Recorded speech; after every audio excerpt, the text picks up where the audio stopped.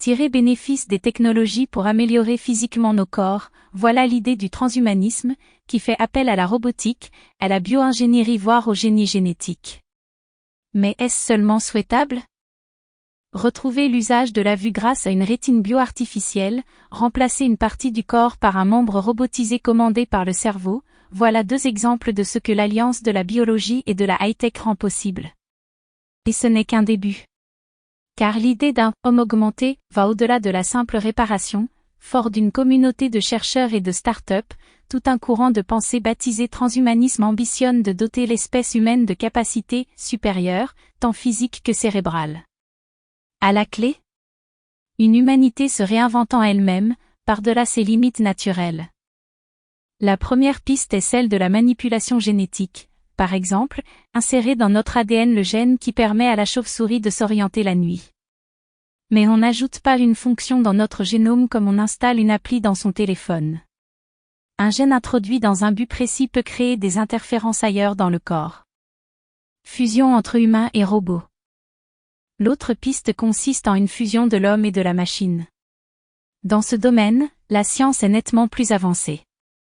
En 2014, des chercheurs de l'Université du Michigan ont mis au point un détecteur d'infrarouge si petit qu'il pourrait s'insérer dans une lentille de contact.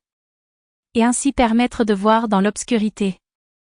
La technique utilise les propriétés du graphène, une feuille de carbone d'un seul atome d'épaisseur, capable de transformer toute lumière en signal électrique. Les adeptes du transhumanisme proposent d'aller encore plus loin. Une puce implantée dans le cerveau pourrait convertir notre activité cérébrale en commande afin d'éteindre la lumière sans bouger le petit doigt. Il suffirait pour cela d'étendre le système BrainGate, en cours d'essai clinique aux États-Unis, conçu pour permettre aux personnes paralysées d'activer un bras robotisé. Et vu les progrès actuels, pourquoi ne pas imaginer des implants permettant de connecter son cerveau au web ?